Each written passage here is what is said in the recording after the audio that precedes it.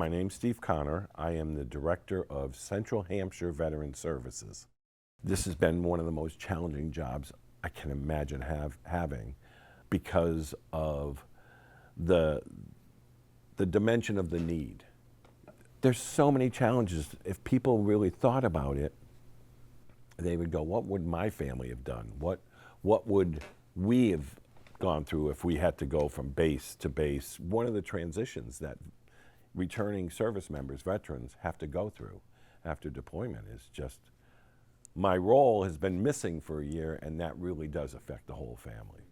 There's not the infrastructure to support them that I thought would have existed, but we're getting there. So I am a veteran of the U.S. Navy. I served in the late 70s after the war. When I first got back, I never went to the VA. Didn't really feel like I was a veteran. Part of it is I didn't serve very long. I didn't serve during wartime. Nobody asked me initially or even after if I had served in the military or if I even had a family member who served. It wasn't until I got diagnosed by a civilian that I was suffering with PTSD. The memory that I had was I was sexually assaulted. It's called MST, military sexual trauma. He then suggested that I go to get therapy at a vet center. And I was like, I'm not a combat veteran.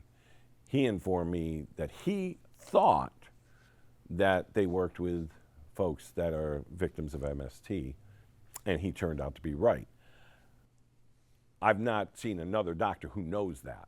Going there kind of changed the type of therapy I was getting. They were treating me as a veteran, and we realized you can't ask if somebody is a veteran. You got to ask them if they have military history. Just asking if they're a veteran is so vague and can be so varied. I believe there's 36,000 veterans within the 4 Western Mass counties. I found that a lot of veterans feel that they don't share some stuff with their doctor and stuff because they're like, well, they're not going to really get it. They're not going to understand that. I always try to tell the veteran, no, you should share it. You should, because they may, just like mine. Working in the veteran world, having parents and uncles that were veterans, they don't like to ask for help. They don't like to share a lot. They don't think they need to go to the doctor as much. And if you identify the culture you come from, it will help the healthcare industry serve you better. We just need to get the rest of the civilian population to act the same way. But they're only going to get there when they have the knowledge and the access to information.